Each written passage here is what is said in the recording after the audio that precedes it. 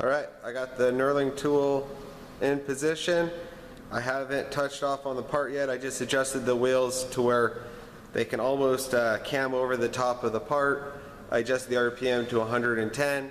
Now I'm going to throw some oil on this and start the knurling impression. I'm going to be stopping, and as soon as I have a good imprint of the knurl, I'm going to cautiously jog the carriage to the left, ensuring that I've given myself enough knurl for this part.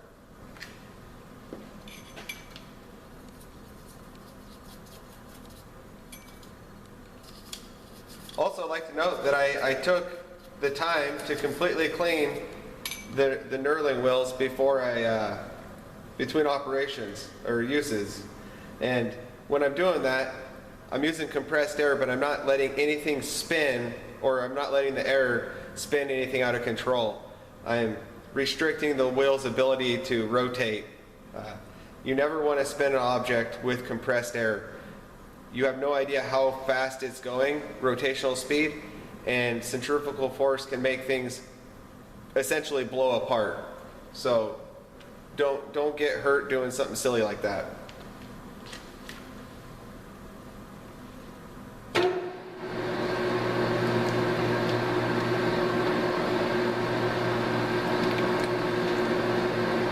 Immediately I could tell I had my wheels too far open, and I pinched them down a little bit.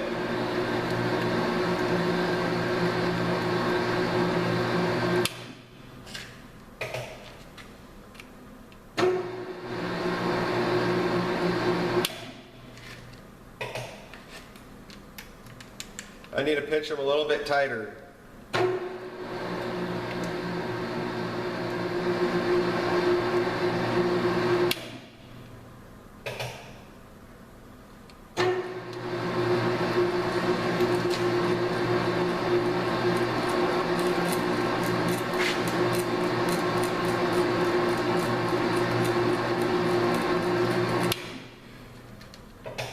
Now I wish there was a number or something I could tell you to look for when you're knurling to get a perfect knurl, but really experience is the most important thing.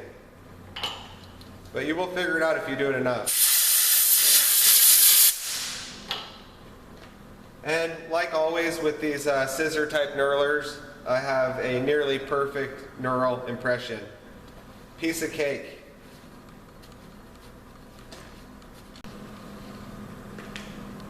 Okay, I got my thread tool in position, and I'm gonna touch off like always. I'm gonna do a skim cut, then I can verify that I have the headstock set for the right pitch that I'm cutting, and then after that I'm just gonna proceed to thread the part.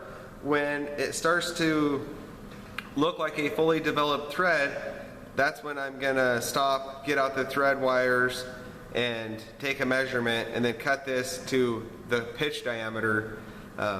Even though I know I said that I have the base to check it with, I feel like showing all of you how we can measure with the over wires to know for sure that we have a true in-spec thread.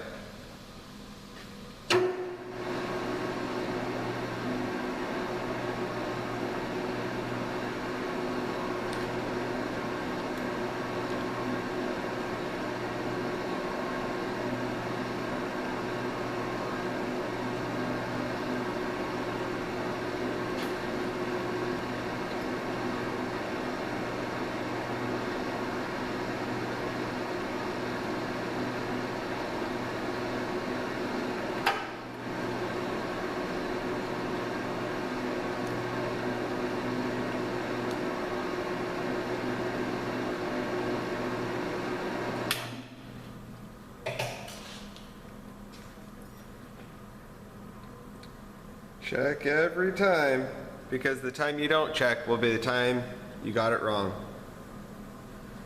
But that's perfect. 14. Double check the print. That's correct.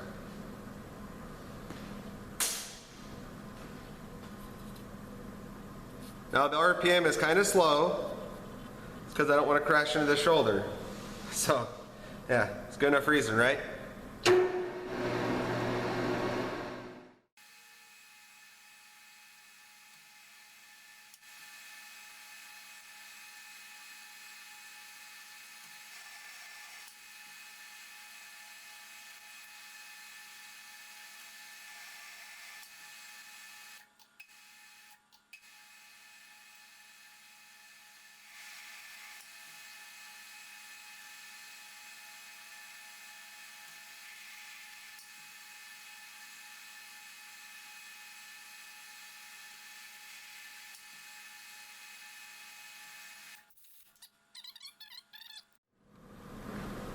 All right, so the overwire set said that for 14 threads per inch, I should get the 0.04 wires. The constant that I'm going to subtract from my measurement that I'm about to get is 0.058, and the pitch diameter, the max pitch diameter, is 0.9519, all the way down to 0.9463. And I'm a ways away still, probably up, I don't know, in the 960s, 0.96. And you can see here I put a paper towel down, so that way if I do drop a wire or two, it's not going to go very far. You could also put a piece of cardboard and then a towel down, but I highly recommend you place something underneath your wires, or you will drop them. Now I have some grease in the tool room, and you could put a dab of grease on the thread that your top wires are on, and then that will really help stabilize them.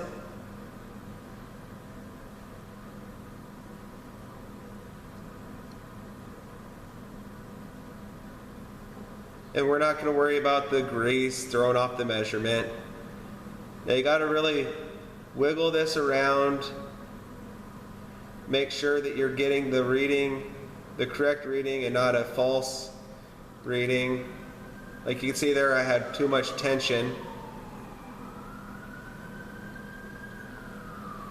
So now I have my mic reading, and I need to subtract my constant from that.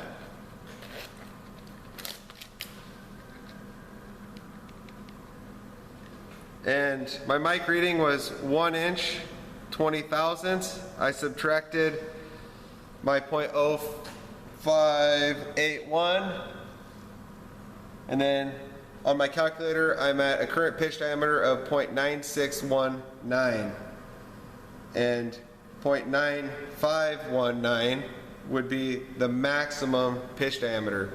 So I'm 10 thousandths away from the largest size I can have, which is approximately where I guessed I'd be. I almost dropped those.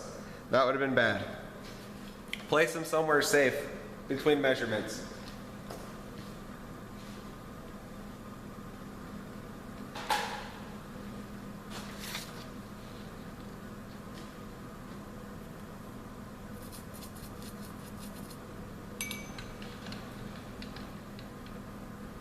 Now in these next couple passes, on the cross slide, instead of returning to 0, I'm actually just going to plunge straight in. I'm not going to take the 10 thousandths in one shot, but it's easier to control a diameter if you're not using the compound angle approach, because the cross slide is giving you a direct diameter reading as you're measuring it.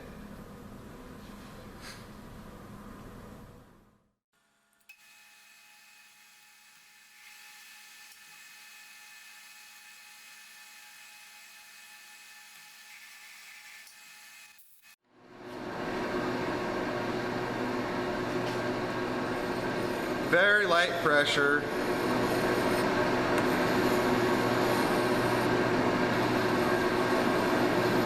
I'm just letting pretty much the weight of the file rest on the part.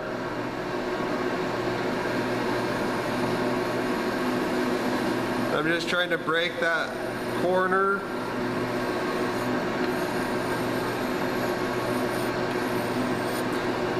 So I really didn't even load the file up, just a little bit of chips.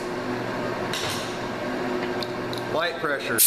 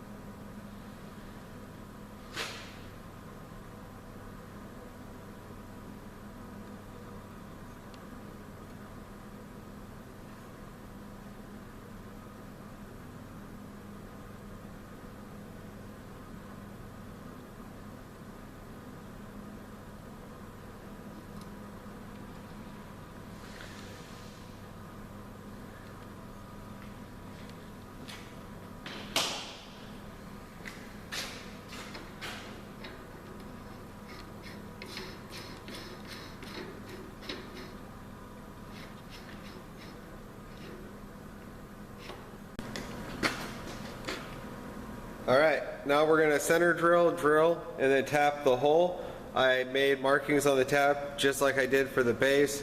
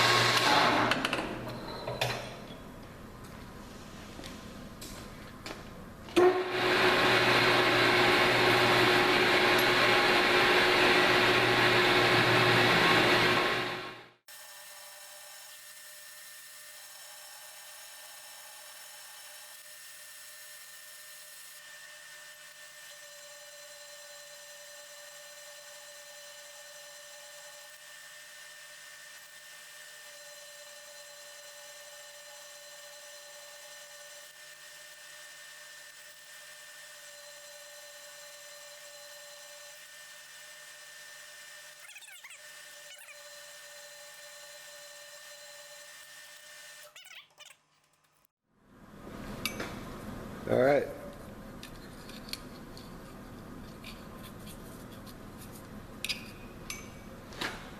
And again, the tailstock is not being clamped down, so if I overfeed or underfeed, it can float.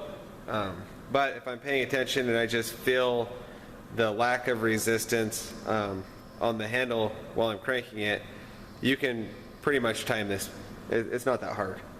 Keep your hand on the on-off lever because you do have to stop it at the bottom, and then we're going to reverse back for a couple rotations before we shut it down and unscrew by hand.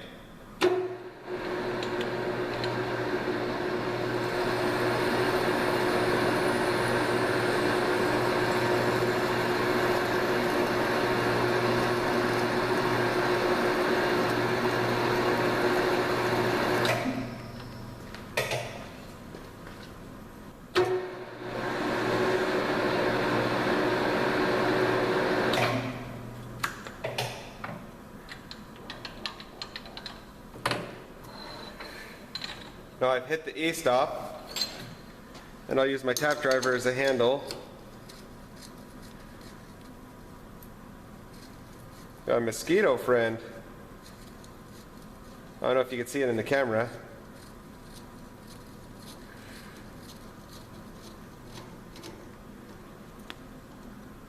Nope.